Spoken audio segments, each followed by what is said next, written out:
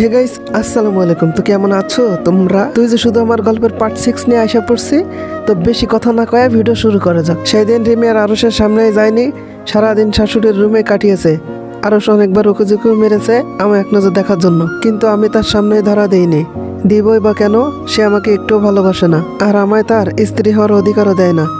তার সামনে কোন অধিকার নিয়ে যাব আমি? আর পুরো দিনই এইভাবে কাটিয়ে দেই।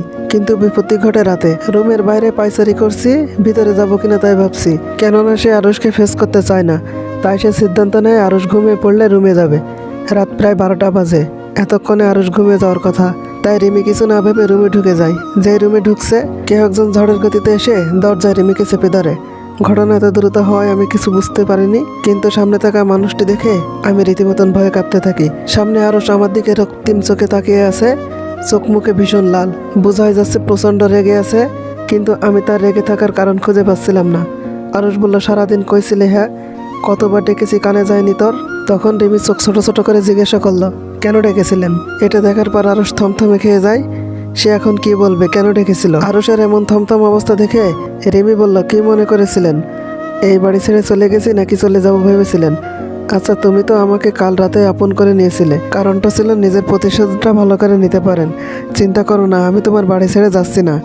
তুমি আরামসে আমার উপর তোমার প্রতিশোধটা নিতে পারবে। রিমির এমন কথায় আরুষের বেশ রাগ হয়।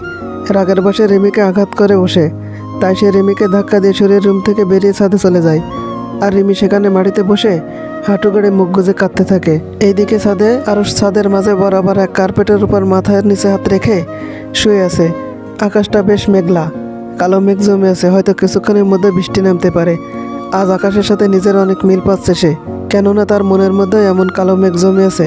কিন্তু সেই কালো মেঘে দূর করতে যেন বৃষ্টি হয়ে নেমে আসছে, কিন্তু তার মনের মেঘগুলো বৃষ্টি হয়ে নামতে পারে না। আজ সেই 2 বছর আগের কথা মনে পড়ল তার, যখন সে রিমির সম্পর্কটা পূর্ণ ছিল, যেখানে ছিল দুষ্টু মিষ্টি খুনসুটি আর অপুরন্ত ভালোবাসা। এইসব ভাবতে ভাবতে আরশ ডুব দেয় সেই 2 বছর আগে স্মৃতিগুলোতে। ছোটবেলা থেকে আরশ বেশ রাগিয়া জিদি টাইপের ছিল, আর একঘেয়েও ছিল। সবার সাথে বেশি কথাও বলতো না, বেশিরভাগ নিজের রুমেই থাকতো। আরশ লেখাপড়া বেশ ভালোও ছিল, আর সবসময় সে টপই করতো। এই জন্য সে আবার সকলের কাছে প্রিয়ও ছিল। এর মধ্যে রিমি হয়। রিমি হলো আরশের খালাতো বোন। আরশের এখনো মনে আছে, যখন রিমিকে দেখতে যায় তখন ওর হাতটা রিমি খপ করে ওর গালে নিয়ে নেয়। আরশের তখন কেমন যেন একটা অনুভূতি হয়েছিল। তখন থেকে আরশ সবসময় রিমির সাথেই থাকতো। আরশ প্রতিদিন রিমির কাছে আসতে চাইতে বলেই তারা নিজেদের বাসাও শিফট করে রিমিদের এলাকায় নিয়ে আসে, যাতে যখন তখন আসা যাওয়া করতে পারে। আরশ সবসময় রিমিকে আগলে রাখতো, আর রিমিরা আরশদের থেকেও অনেক বড় লোক ছিল। এইভাবে দেখতে দেখতে রিমি আর আরশ বড় হয়ে ওঠে। রিমিও ছোট থেকে আরশের জন্য পাগল ছিল, সবকিছুতেই রিমি আরশকেই চাইতো, আর আরশও রিমিকে ছাড়া চলতেই পারতো না। রিমি যত বড় হতে থাকে তখন বুঝতে পারে সে আরশকে ছাড়া অচল। আরশ তার আলাদা অনুভূতি, যার যাই হোক ভাই বোনের সম্পর্ক থেকে অনেক উপরে, কিন্তু এই অনুভূতির নাম কি ছিল তা জানা নেই। এইভাবে দেখতে দেখতে রিমি যখন ক্লাস 10-এ পড়ে, তখন একদিন বাসায় আসার সময় রিমি দেখে আরশের সাথে একটা মেয়ে খুব হাসাহাসি করে ঢলাঢলি করে কথা বলছে। তা দেখে রিমির মাথা তো গরম হয়ে যায়। তখন সে গিয়ে ধাক্কা মেরে মেয়েটাকে ফেলে দেয়। তা দেখে আরশ আর ওই মেয়েটি অনেকটা অবাক ছিল। আরশ এরকম অসভ্যতা দেখে রিমিকে একটা থাপ্পড় দেয়। রিমি ফেল করে আরশের দিকে তাকিয়েছিল। আরশ কিছু জিজ্ঞেস করার আগে সে সেখান থেকে দৌড় মেরে বাসায় চলে যায়। সেই দিন থেকে প্রায় 1 সপ্তাহ রিমি বাসা থেকে বের হয়নি, কেননা এই প্রথম আরশ তাকে মেরেছে, তাও আবার অন্য এক মেয়ের জন্য। রিমি এটা মেনে নিতেই পারছিল না, তাই রাগে কষ্টে জেদে আরশের থেকে দূরেই থাকছে। আরশ ওদের বাসায় গেলেও রিমি ওর সামনে আসতো না। একদিন ছাদে রিমি দাঁড়িয়েছিল, তখন আরশ এসে খপ করে হাত ধরে বলে, কি হয়েছে তোর?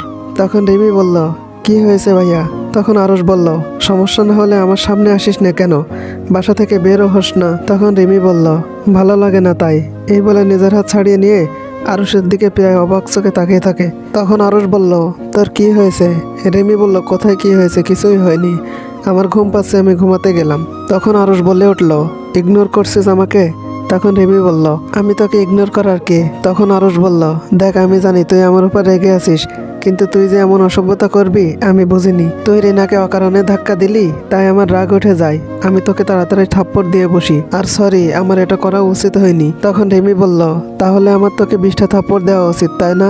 আরশ বলল, মানে কি? তখন রিমি বলল, তুমি যেমন একটা মেয়ের সাথে কথা বলছিলে, তেমনি আমার সাথে অনেক ছেলে কথা বলতে আসে, কিন্তু তুমি তখন কি করো? তাদের মারা শুরু করো আর তাদেরকে থ্রেট দাও যাতে আমার সামনেও না আসে আর আমার থেকে যেন 100 হাত দূরে থাকে। আর সেই জায়গায় আমি তো জাস্ট একটা ধাক্কা মেরেছি, আর তাতে তুমি আমাকে থাপ্পড় মারলে, তাহলে আমারও তো থাপ্পড় মারা উচিত তোমাকে, তাই না? আরশ তো কথা শুনে অবাক হয়ে গেল আর বলতে লাগলো, দেখ তোর আর আমার কথা এক না। তখন রিমি বলে উঠলো, কেন এক না? আমি মেয়ে বলে নাকি তুমি ছেলে বলে? তুমি চাইলে একটা মেয়ের সাথে কথা বলতে পারবে আর আমি পারবো না? কেন, আমার বুঝি কষ্ট হয় না তুমি অন্য মেয়েদের সাথে কথা বললে? তখন আরশ বলে উঠলো, তোর কষ্ট হবে কেন? তখন রিমি বলল, তুমি বুঝো না? আরশ বলে উঠলো, না বুঝি না, বল কেন তোর কষ্ট হয়? রিমি তখন বলে উঠলো, ভালোবাসি তাই। হ্যাঁ আরশ ভাই, তোমাকে আমি অনেক ভালোবাসি, এই জন্য অন্য মেয়ের সাথে দেখলে আমার সহ্য হয় না। তখন আরশ বলল, তুই আমায় ভালোবাসিস? এটা বলে আরশ হাসতে থাকে আর বলে, নাইস জোকস, তুই তো এখনো পিচ্ছি, নাক টিপলে দুধ বের হয়, সে কিনা আবার আমায় ভালোবাসে। তখন রিমি বলল, কেন তুমি আমায় ভালোবাসো না? আরশ বলল, না ভালোবাসি না, তোকে ভালোবাসতে যাবো কেন? তখন রিমি বলল, তাহলে আমার জন্য তুমি অন্য ছেলেদের সাথে ঝগড়া করো কেন? আমাকে সবসময় নিজের চোখে চোখে রাখো কেন? আরশ বলল, তুই আমার বোন আর তোর হেফাজত করা আমার দায়িত্ব, তাই। রিমি বলল, আর কিছুই না? আরশ বলল, না। তখন রিমি বলল, ঠিক আছে, আমিও দেখবো তুমি কতদিন আমার ভালোবাসাকে অস্বীকার করো। আরশ বলল, হ্যাঁ হ্যাঁ, দেখা যাবে। এটা শোনার পর রিমি চলে যেতে লাগে আর আরশ যাওয়াটা তাকে দেখতে থাকে। ওর ভিতরে এক দীর্ঘশ্বাস বেরিয়ে আসে, কারণ সেও যে রিমিকে অনেক বেশি ভালোবাসে, কিন্তু ও তো এখনো অনেক ছোট, ওকে এইসব কিভাবে বলবে? আর এই বয়সে ওকে এসব কিছুতে জড়ানো ঠিক হবে না, তাই আরশ মানা করে দেয়, কেননা এতে ওর পড়ার অনেক ক্ষতি হবে। তার উপর দুনিয়ার কিছুই বোঝে না, কিন্তু রিমি তো নাসর বান্দা। সেই দিনের পর থেকে রিমি আরশের পিছয় পড়ে আছে। উঠতে বসতে ওর শুধু একটাই কথা, ভালোবাসি ভালোবাসি। প্রথমে আরশ এত গুরুত্ব না দিলেও রিমির অত্যাচার বাড়তে থাকে। যখন তখন রিমি আরশকে ফোন দিয়ে বলে, ভালোবাসি ভাইয়া। রাস্তাঘাটে ওর ফ্রেন্ডদের সামনে বলে বসে, আর একবার তো সকালে সবার সামনে আরশের গালে কিস করে বসে। বাস, আরশের ধৈর্যের সীমা পেরিয়ে যায় আর আরশ সাথে সাথে থাপ্পড় মেরে বসে। আর যা নয় তাই আরশ বলতে থাকে। সেই দিনের মতো রিমি আর কিছু না বলে বাসায় চলে আসে। এরপর থেকে রিমি আর আরশের জ্বালায় না, ফোনও দেয় না, সামনেও আসে না, এই পর্যন্ত কি কথাও বলে না। আরশও বুঝতে পারছিল না সে কি করবে। সে তো রিমির ভালোবাসার জন্য এসব করেছিল, কিন্তু এতে সে রিমি দূরে চলে যাবে এটা বুঝতে পারেনি। আরশ যে রিমিকে ছাড়া থাকতেই পারে না। সেদিন আরশ ঠিক করে সে রিমির সাথে কথা বলবে আর তাকে বোঝাবে। তাই সে রিমির স্কুলের সামনে যায়, কিন্তু স্কুলে গিয়ে দেখে রিমি একটা ছেলের সাথে হেসে হেসে কথা বলছে আর ওর হাতও ধরছে। তাতে আরশের মাথা গরম হয়ে যায়। সে সামনে এসে ছেলেটাকে মার শুরু করে দেয়। তা দেখে রিমি থমকে যায়, কিন্তু আরশের থামারই নাম নেই। অনেক পরে থেমে যায়, রিমি টানতে টানতে নিয়ে যায়। তারপর রিক্সায় করে একটা পার্কে নিয়ে আসে। রিমি এতক্ষণে চুপ থাকলেও তখন বলে ওঠে, কেন তুমি মারলে ওকে? আরশ বলল, কে ছিল? আর তুই কেন বাবার সাথে কথা বলবি? ও তোর হাত ধরবে কেন? রিমি বলল, ওই কৈফিয়ত কি তোকে দিব? কেন দিব তোকে এই কৈফিয়ত?